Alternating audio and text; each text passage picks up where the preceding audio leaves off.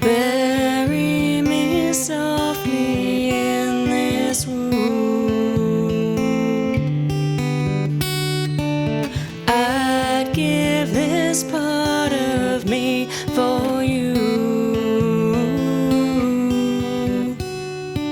Set rains down and here I sit, holding red flowers in a tube.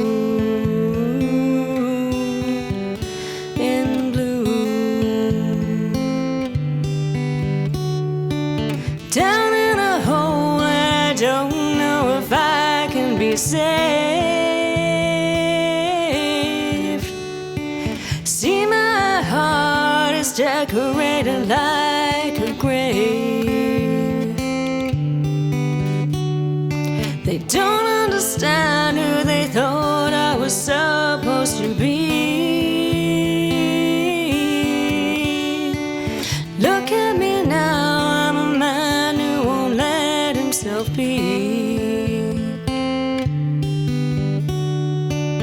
Down in a hole, feeling so small. Down in a hole, losing my soul. I'd like to fly,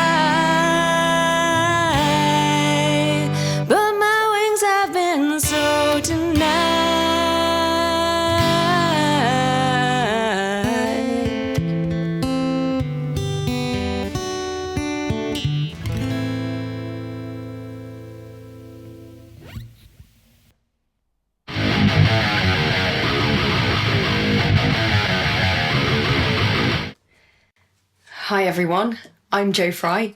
This is my channel, Jojo Fry Rocks, and in this video I'm going to be sharing with you a little bit of my experience from going to see Jerry Cantrell on his European I Want Blood Tour 2025 in London at the Kentish Town O2. And yes, I did manage to get the set list, which I shared a photo of. Apologies for the voice, by the way. I've literally just got back. I've just walked in the door, back from London. So yeah, apologies, but I want to capture my feelings about it. And while the experience is still so fresh, so I just wanted to kind of get it all down in this video. And thank you so much to Brian Herb, Jerry's wonderful guitar tech, for passing the set list to me at the end. I didn't actually get to meet up with him for a chat and a catch up and stuff because obviously he was working and it was very, very busy. So that was a little bit of a shame, but he knew I was there, he saw me, and he got the set list for me, which was absolutely brilliant. So can't thank you enough for that, Brian. That was wonderful. So I went with my friend Sarah, again, who I've spoken about before on the channel. Some of you will know that she's a friend of mine from school, so we go back a really, really long way. And we were both massively, massively into these bands in the 90s when we were teenagers.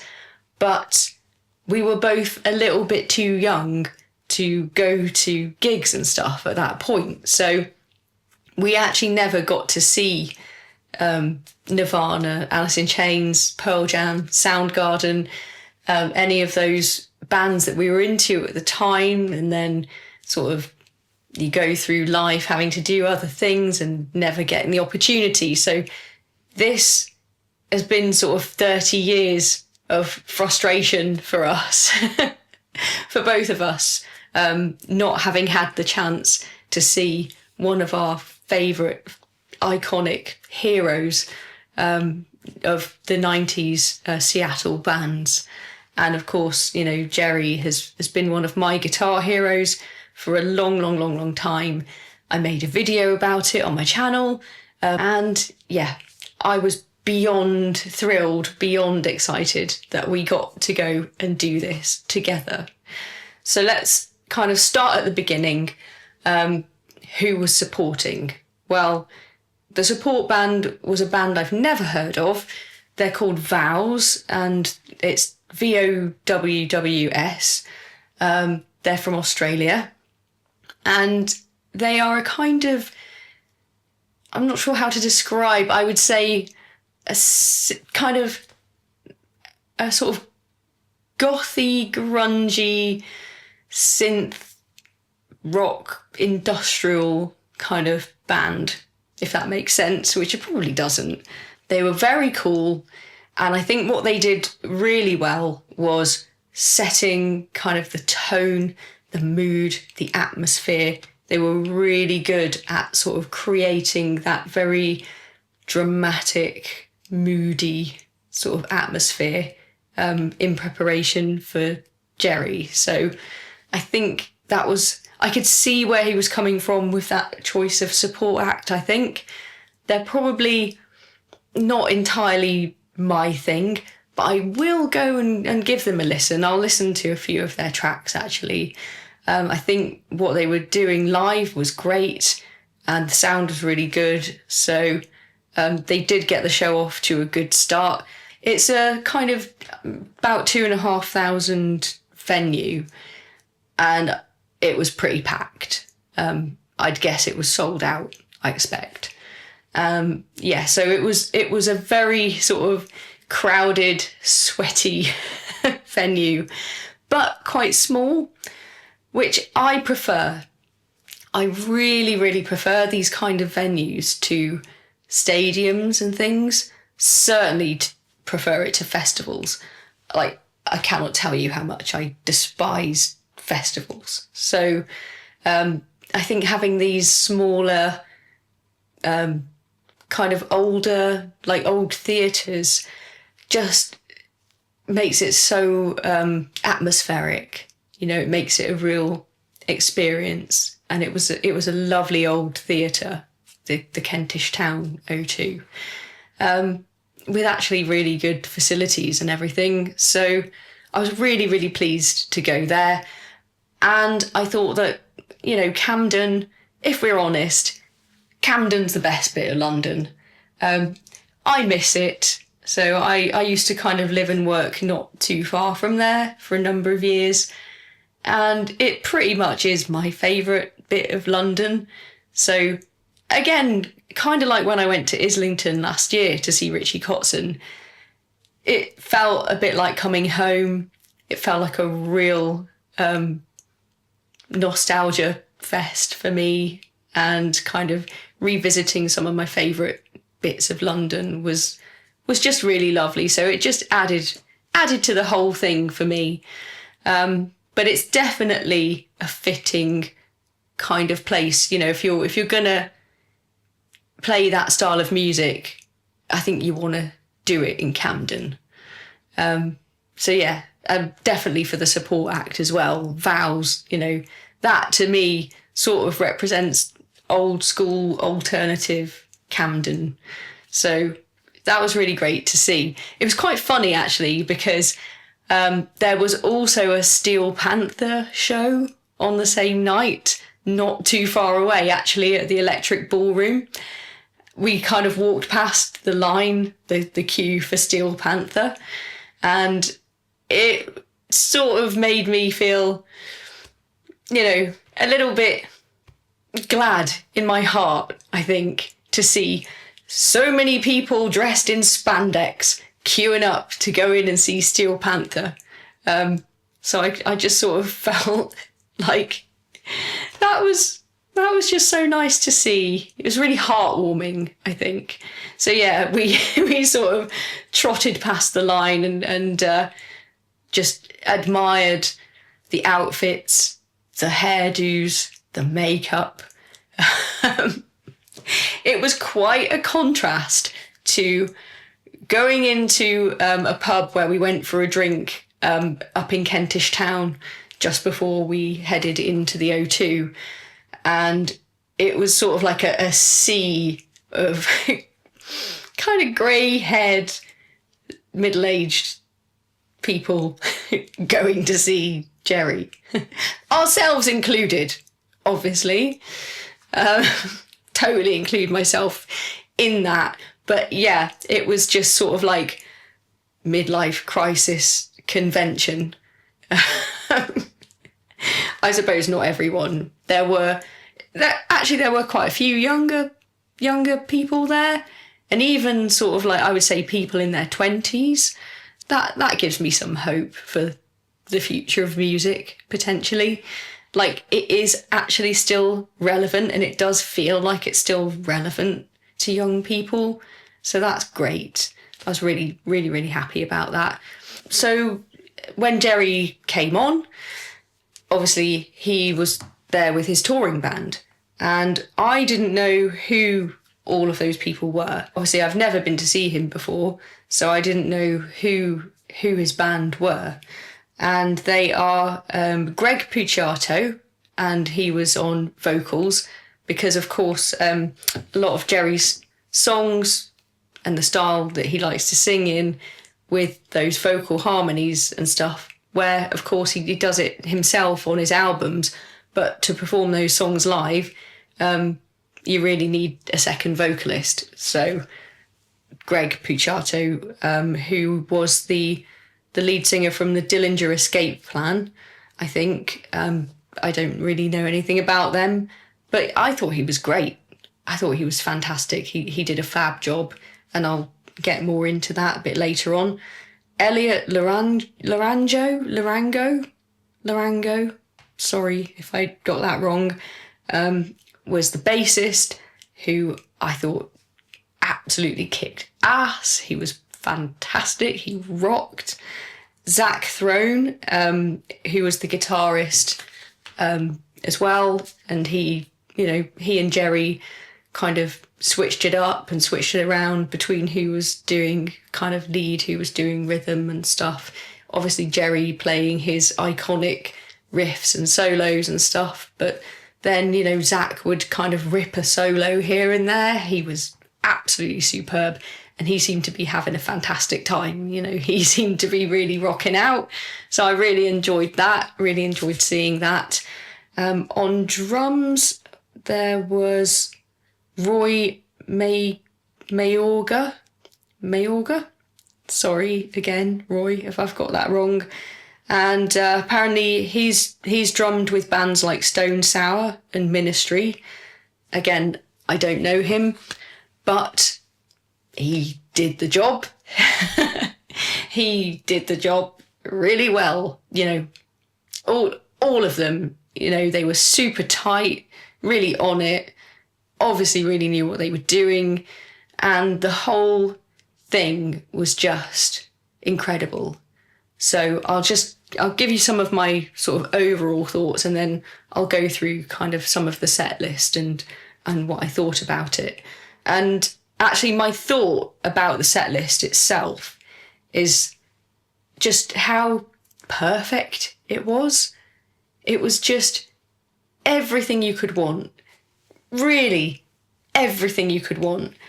As a fan of Alice in Chains, which I am a massive fan, and a fan of Jerry and his solo stuff, you just got everything that you could want from this set list. Like the new songs from I Want Blood, he played kind of the singles that he'd released from I Want Blood. So you had Vilified, you had Afterglow, you had one of the ones I was really looking forward to, which was Off the Rails, because I just thought that is going to be an absolutely amazing live track when I heard the album. And I was not wrong about that. That did not disappoint. Of course, you had I Want Blood as well, which is really probably one of my favourites from I Want Blood, actually. Really, really fantastic. So you had the best part of the album. He didn't have time to play the entire album, but I think those are actually the real highlights from that album.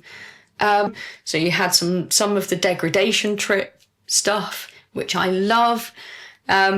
Also some songs from Boggy Depot, which again, I still think are absolutely classic. So some classic Jerry that came out of like that period just post Alice in Chains, where I think he probably had a lot of kind of pent up sort of angst, sort of frustration and just that kind of general feeling of kind of wanting to break out, wanting to do his own stuff and explore that stuff. And I love that period. And I love those albums. So he actually opened the show with Psychotic Break from Degradation Trip.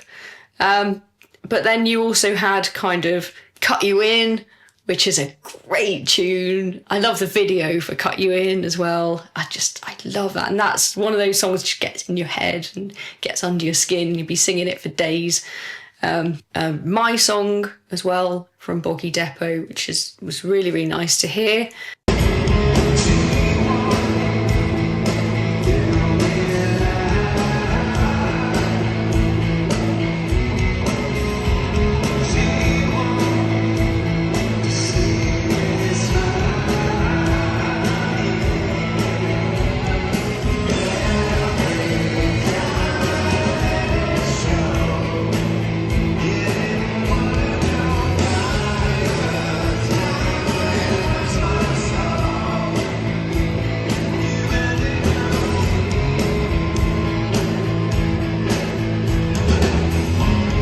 And Angel Eyes as well, which is, again, kind of like that was one of the singles, but I don't think it's that well known necessarily. I could be wrong, but I felt like that was, it was nice to include, I think, that one. And then he had some of the stuff from his most recent album, Before I Want Blood, Brighton, in 2021. There was some absolutely beautiful stuff from that album. So from Brighton, he played Atone, which is one of my favourite ones from that one.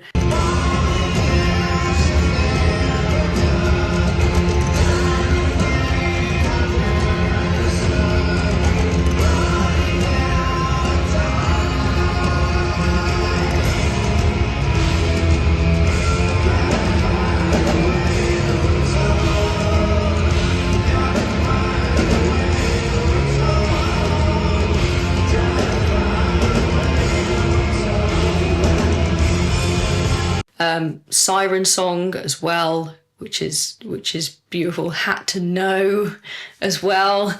So you can imagine kind of the emotional weight of this show. It actually really was, it was really powerful, like the whole thing. But I have to say, as an Alice in Chains fan, I really just deeply appreciated the Alice in Chains songs that he did. And I think it was just way more than you could have expected. And just, it hit so hard. So straight out of the gate, after opening the show with Psychotic Break, he went straight into Them Bones.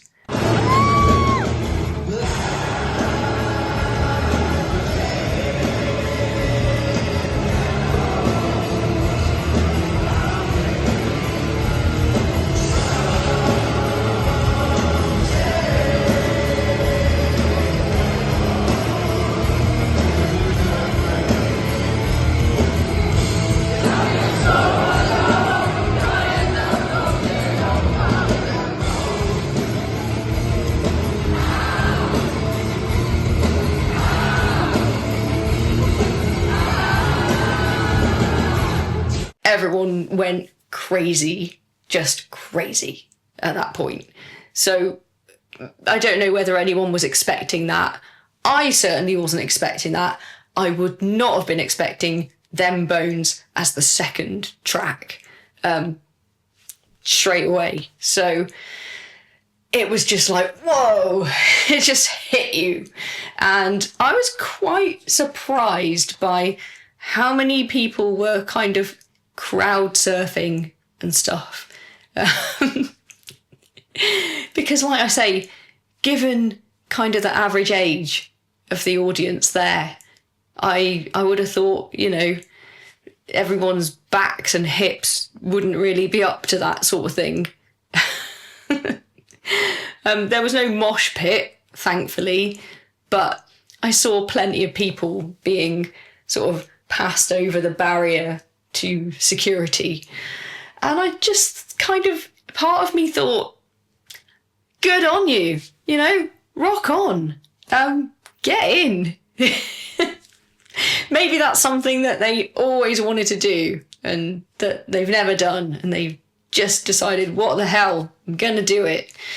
And totally fair enough, you know, I don't know, but I just thought that was quite surprising. I wasn't expecting that kind of thing, you know. But yeah, as soon as they launched into Them Bones, you got the launch of all the crowd surfing going on. But this is partially why my voice is so shot, because of course I was just screaming, singing, shouting, and just losing it. I just lost it. From that point onwards, I think I just completely kind of lost the plot. And then after that, he went into Afterglow and A Tone. So you kind of had a real mixture. Those first few songs were a real kind of overview, I suppose, of Jerry's music. You know, you had his first kind of solo stuff, then back into Alice in Chains, then right up to date, bang up to date with a song from I Want Blood.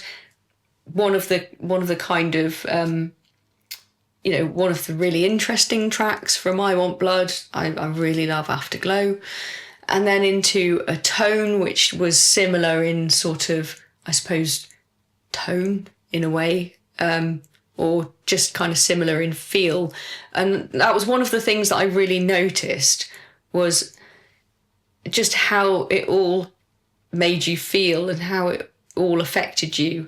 And I think there was some real thought behind the structure of this set list, actually. It just seemed to sort of take you on a real journey, but also sonically. So the sound was great. I thought the sound was great. I'm going to share a few clips with you. Obviously, the sound isn't going to come across very well being recorded on a phone. My friend Sarah managed to get a few little clips. I didn't, because I'm rubbish at that sort of thing, and I didn't sort of manage to capture anything worthwhile. But, you know, it's hard to translate that from the sound in the room at the gig and what you get, you know, on your phone and then through YouTube. So it won't do it justice at all. But it was a real, I would say, a masterclass in soundscaping. And I've genuinely never experienced anything like it.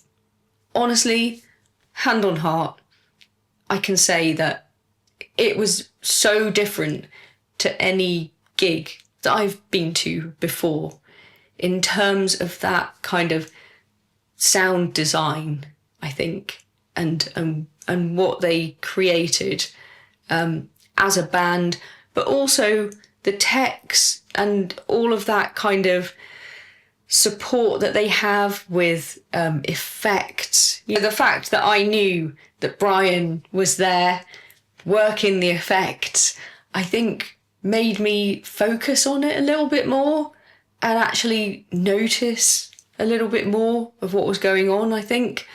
But it was really beautiful, just the way that was kind of shaped in all the songs, and all the different kind of guitar tones as well, and all the layering and everything that was kind of coming through. It was just so perfectly crafted, I think. And this is one of the reasons why Jerry is just a master of his craft. You know, it was just the absolute right tone and sound for the feel and the emotion of the songs. And it just really continued sort of like building that mood and that atmosphere. And a lot of it was, fairly kind of slow paced, if you like, because that's the kind of thing that he does.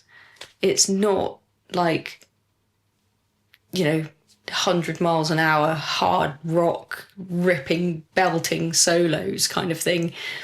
It's not the darkness, which is more obviously the kind of gig and the kind of show that I'm just more used to going to see, I guess, where you have a kind of crazy frontman running around doing all sorts of antics and sort of like playing, massive kind of very, very loud, sort of upbeat songs, power chords and kind of solos that are really very kind of widdly and exciting.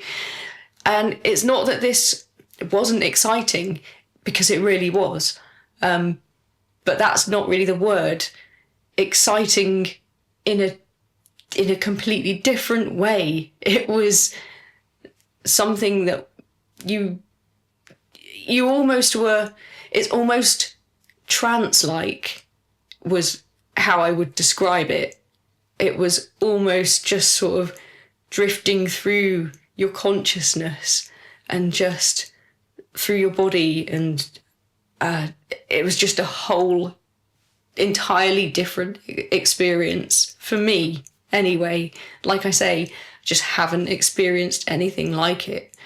And then sort of again, siren song after a tone kept that sort of mood going and that feel going.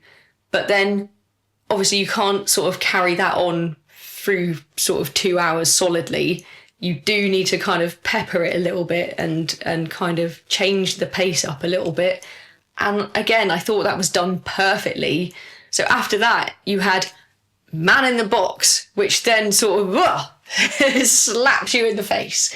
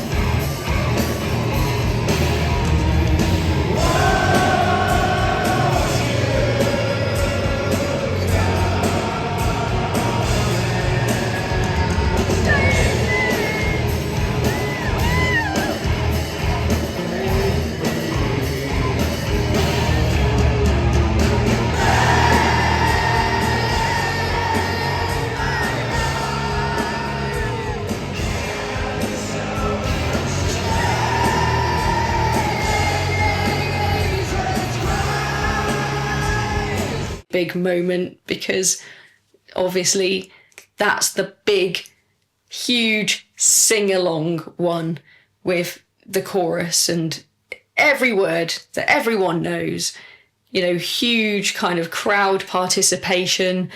And actually I felt like that really added to it. So I know, Greg is a very different kind of singer from Lane, or even from William Duval, who is the singer for Alice in Chains now. Greg isn't that kind of hugely powerful vocalist, but what he is very accurate. So I think he very accurately and faithfully recreated some of those songs. The harmonies were absolutely spot on, perfect. He was note perfect. And of course, Jerry's note perfect as well. The man has the voice of an angel. I mean, it just is. It was incredible. But his voice blends pretty well with Greg's. I thought that was actually quite nice. He just, Greg just isn't as kind of powerful. It doesn't sort of project in the way that Lane's or Williams does. But I thought what that does is it gives you an opportunity as the crowd to kind of fill out that sound. So you're kind of filling in for that. And then overall, it creates that gigantic sound. And I thought to myself at that point, this is so incredible. I am in this room singing Man in the Box with Jerry Cantrell. How can it get any better than this? It can't get any better than that from my point of view. So yeah, that was a massive, massive high point, I'm not gonna lie. And then kind of back to Jerry's own solo stuff with Cut You In.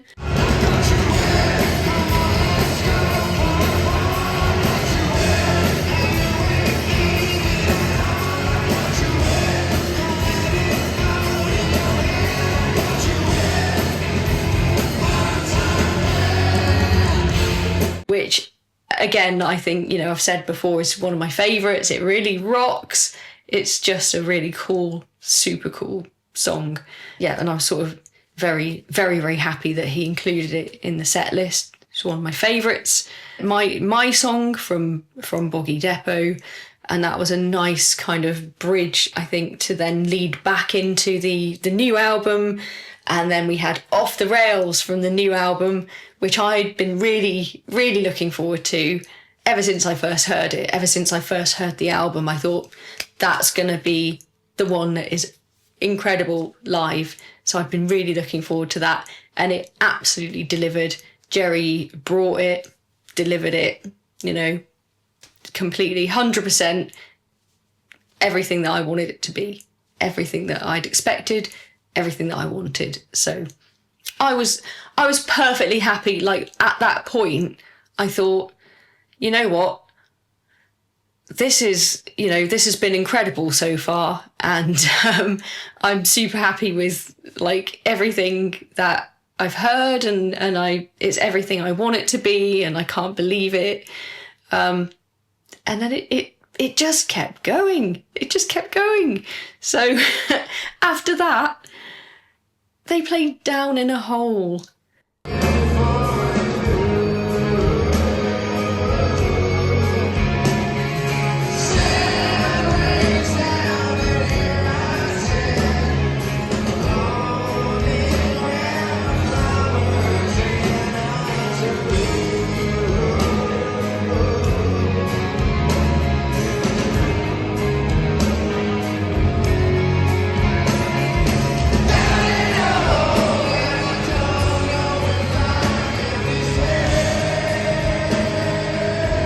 And I thought I might cry. I actually thought I might cry. I was just so happy. So again, that was just beautiful. Greg sang that, just perfectly. It was exactly pitched right, emotionally, exactly perfect in the singing, the actual kind of harmonies as well, because that's one that you have to do those very, very close harmonies. And him and Jerry were just completely in sync on that one. And it was just the absolute right thing at that moment. And I just really was overwhelmed, I think, a little bit at that point. And I just thought, I nearly lost it. But I kept myself together. And actually, the mood was broken a little bit by kind of people pushing past me. I'd chosen to stand on the stairs because if I'd stood on the floor at floor level, I wouldn't have been able to see anything. I wouldn't have been able to see the stage. And obviously I really wanted to have a good view. So in order to do that, I had to kind of stand a little bit up some steps that were a little bit further back. And unfortunately, we were near to kind of like the bar and toilets. So we had kind of people walking past us and kind of shoving past, which is, you know, that's what you get at a gig, isn't it? But yeah, so I think I had a couple of those things that sort of jolted me out of it a little bit, but that was fine. And then Hat to Know from Brighton, and then Angel Eyes from Degradation Trip. And then what you thought was going to be the finale was Wood.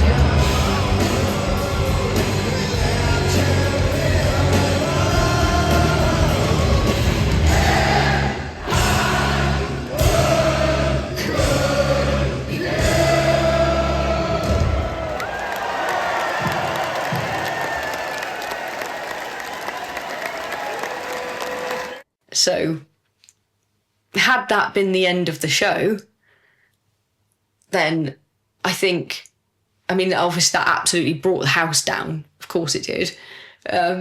Again, kind of big moment, lots of audience participation, lots of energy. And I think a lot of people did actually think that that was the end, because I saw quite a lot of people leaving after that song. And of course, you know, they'd gone off the stage and Jerry had said, "Thank you, London," and all this stuff. And they trotted. But I mean, anyone who's been to pretty much any gig in their life before knows that there's always an encore. Like, I don't think I've ever been to a gig where it just ended and there was no encore. So I thought, are these people, like, do they not know? Or do they not care? I mean, that's crazy, you know? And they started kind of filtering out. But I thought, never mind, that's great. Like, the crowd was thinning out a little bit.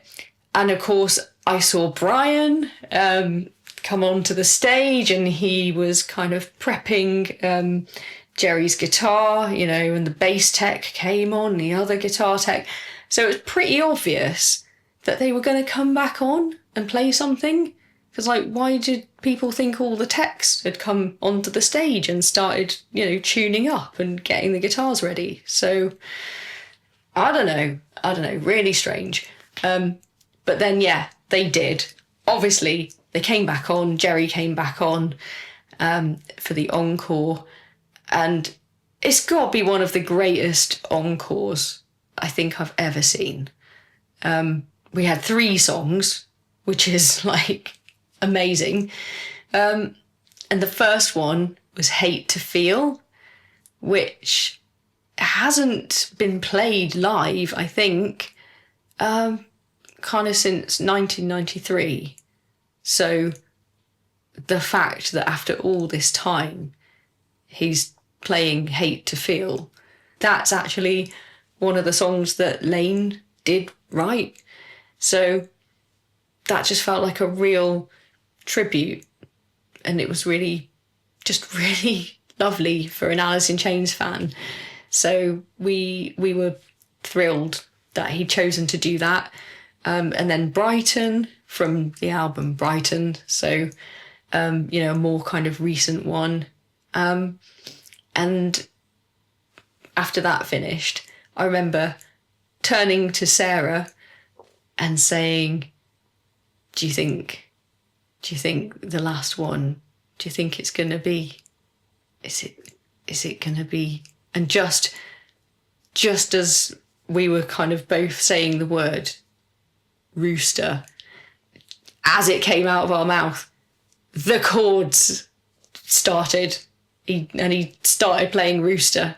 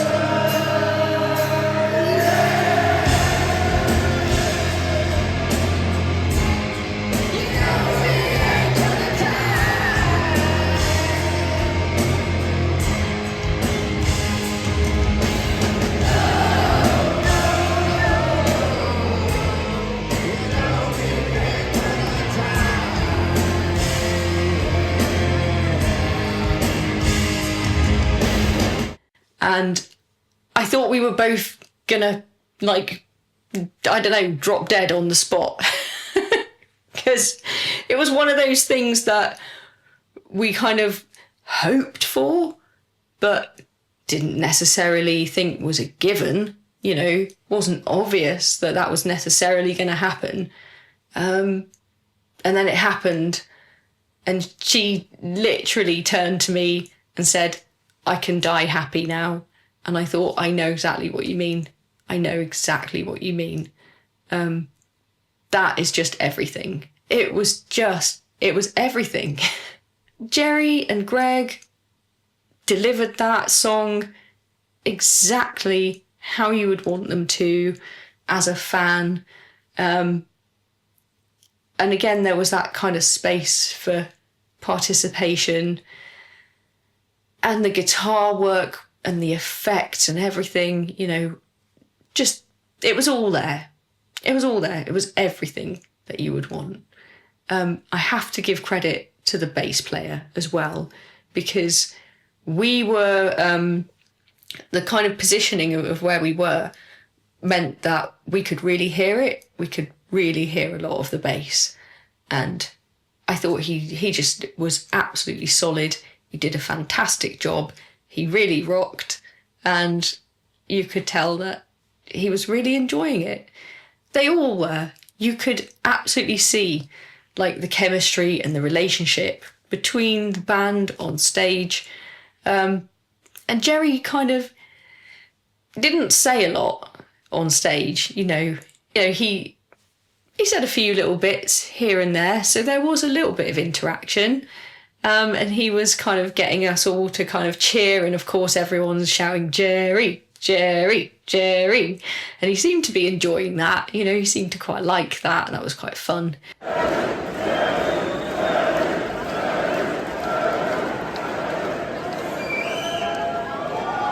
I mean, fuck, don't stop now, come on.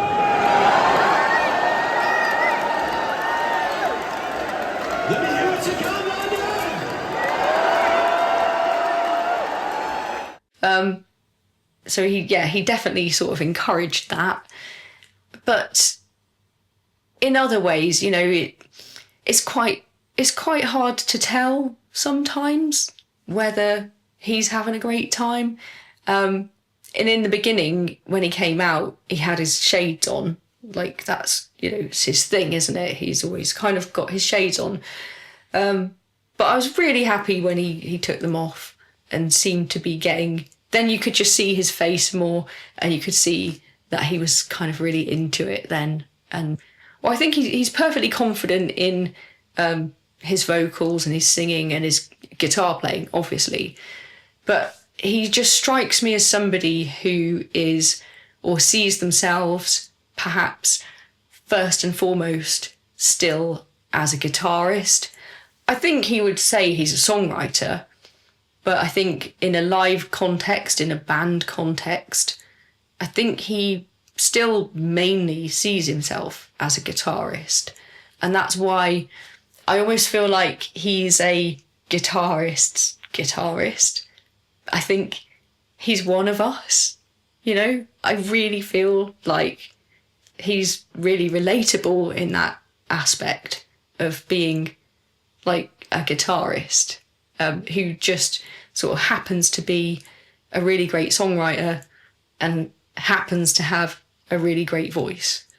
But he's not that kind of egotistical rock star frontman who wants or craves the limelight, the spotlight, the attention. He is not the running around, look at me, look at me. He's not that guy. He's just not that guy. He is the solid musician guy who just has this deep well of talent and creativity and needs to share that, but doesn't necessarily want to be the focus of it. And so his performance is it's much more of a collaboration. And I think that's where he feels comfortable. And there's nothing wrong with that. I think that's totally, totally fine. And it feels like a much more shared experience rather than something that is sort of done to you or performed for you. It just feels like you're sharing in it much more. And again, that's something that I don't think I've really experienced before. So all in all, like I've said in some of the comments, it was a dream come true. It's been a long held dream and ambition to actually see Jerry perform live. And it was everything that I'd ever thought or dreamt that it could be. And then at the end, to have Brian hand me the set list was just the icing on the cake. I was over the moon, absolutely gobsmacked that he did that, and just felt like a really special moment. So I will treasure that. Thank you, Brian. Really, really do hope to catch you one day, maybe next time, maybe with Alice in Chains, because we've said now that's it. Next time Alice are touring, we're going. we are going. So we will see you, Brian, on the next Alice tour. Hopefully when Sean is up to it, which hopefully shouldn't be long. So yeah, fingers crossed for that. Anyway, hope you've all enjoyed the video and feel a little bit like you've been able to share in it. And yeah, and do, share any of your memories or experiences of when you've been to see him. Can you relate to this? Is this how kind of it felt for you? Did any of you go? I mean, were any of you there? Or have you been to see Jerry at the Download Festival or any of the European dates? I'd be really interested in your experiences. If you have been, yeah, let me know in the comments. Okay, thanks everyone. See you next time.